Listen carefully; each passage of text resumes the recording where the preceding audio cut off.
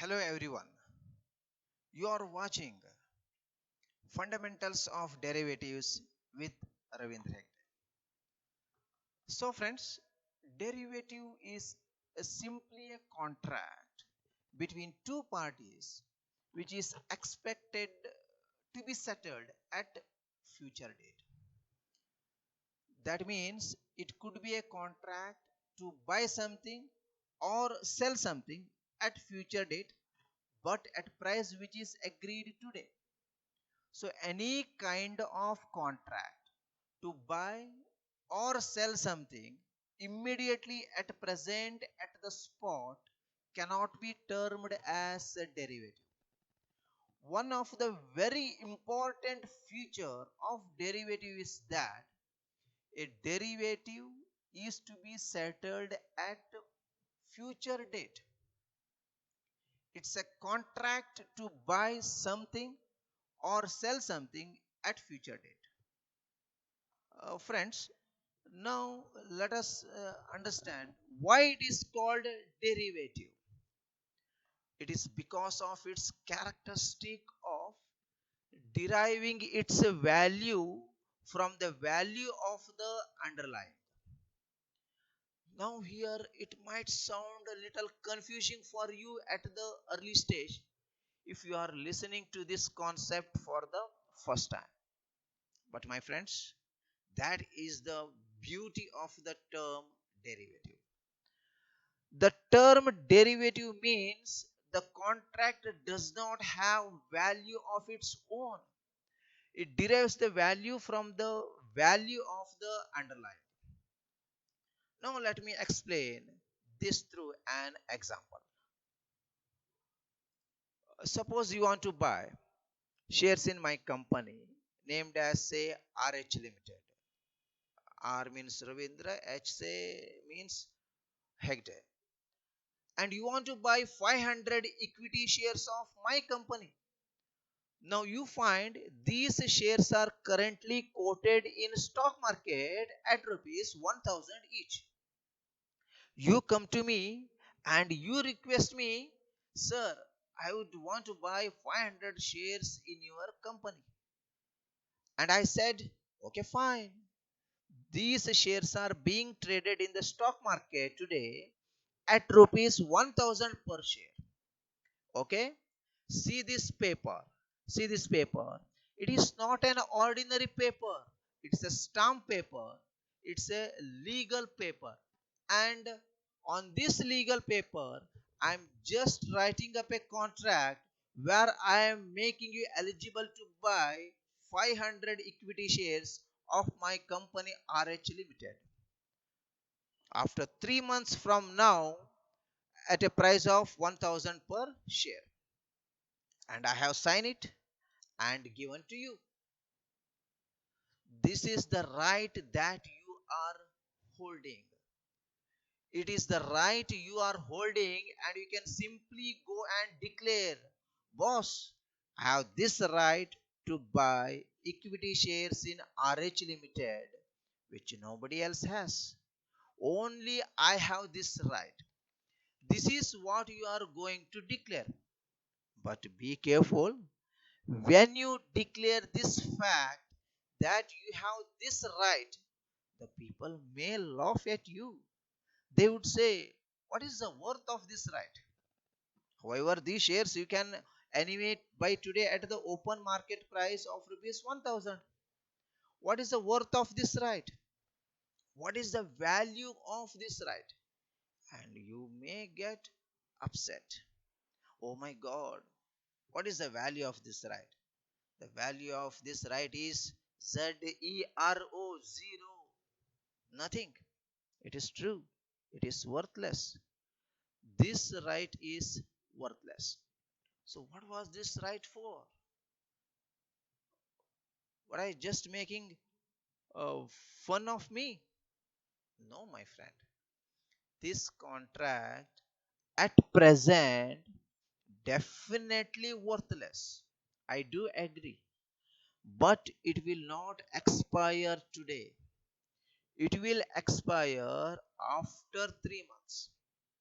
Over 3 months' time, the share price of RH Limited is not going to remain same.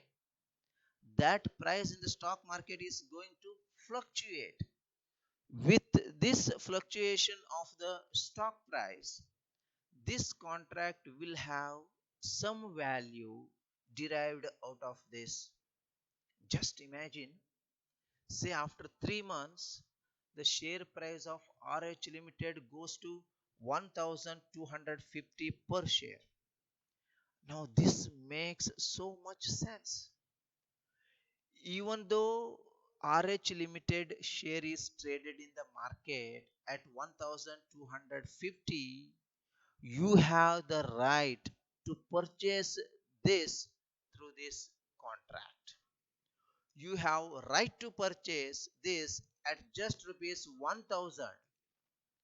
Now each share bought at 1000 as per this contract, where an open market price is 1250, obviously you are going to make a benefit of rupees 250 per share for yourself, and rupees 250 per share multiplied by 500 shares, which would give you value of rupees 1 lakh 125,000. So my friends, this contract attains a value of that 1 lakh 25,000 over period. This contract did not have any worth of its own. It has derived the value from the price movement of the equity share of RH Limited. And that equity share of RH Limited, in this example, we are calling as an underlying asset.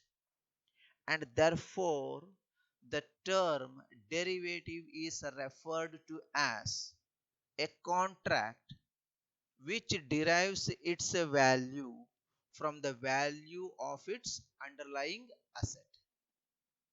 So, friends, when you have purchased this contract from me, that day you did not buy the shares. You have simply purchased this contract. You might have paid me some amount, a nominal amount, for buying this contract. Therefore, initially when you are entering into contract, you don't have to make substantial investment. All these are important features of definition of derivative, which I would summarize by saying derivative is a contract between two parties expected to be settled at future date, and which derives its value from the value of the underlying. And the most important thing is, initially don't have to make entire big amount of investment. Either no initial investment or very small amount of investment is required. So friends, please pay attention on the screen, and I explain this whole thing in a picturized format.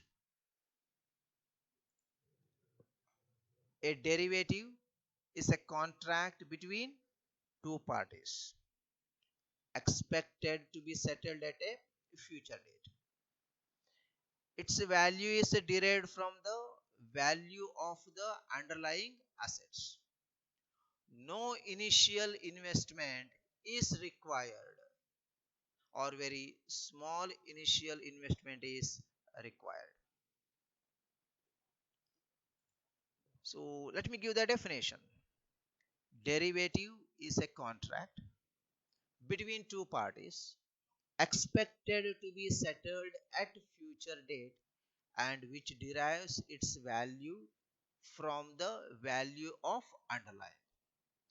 The underlying asset can be securities, commodities, bullion, currency, livestock, or even another derivative asset. For example, in the case of Nifty futures, Nifty index is the underlying. Let us give the example just what you have discussed. you want to acquire 500 equity shares in RH Limited. Each equity shares is presently quoted at rupees 1000. You enter into a contract under which after 3 months you can buy 500 equity shares in RH Limited at rupees 1000 each. The contract gives you the right to buy 500 equity shares. Uh, you come to me and say, I am interested in buying shares in RH Limited. But it should be settled not now. It should be settled after 3 months. Now I say, all right, I give you a right to buy 500 shares at rupees 1000 each after 3 months. Here you go. This is the contract. I put the sign and give it to you. And this is a derivative. It offers an option to buy the shares at rupees 1000. Suppose if presently the share of RH Limited are priced at 1000 only, the contract is worthless. Anyhow, you can buy at the spot market, you can buy at the share market or stock market. On the other hand, if after 3 months the price of these shares turns to be rupees 1250, the worth of this contract will be 1250 minus 1000. The difference is 250 into 500 shares, that gives to 1,25,000. So if after 3 months the price of these shares turns to be say 950 on the other hand, what happens? The option will not be exercised, as it will be better to buy the shares in open market at 950, and the contract is again worthless in this example. So in a nutshell, this contract is a derivative.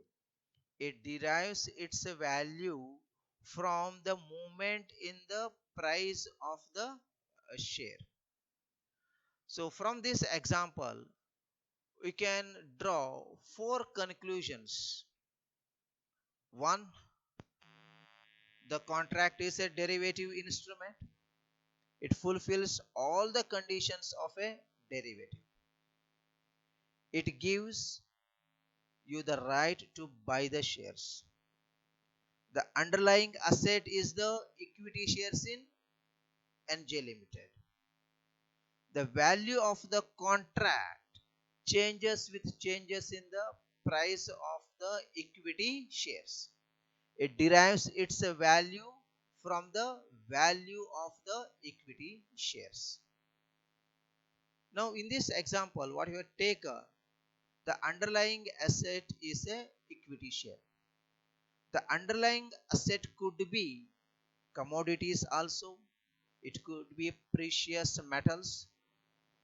It may be a foreign exchange rate or interest rate relating to financial assets and market indices. I hope you have understood what is derivative, why it is called a derivative, and what is the meaning of underlying asset. Uh, okay, and the examples. Thank you so much.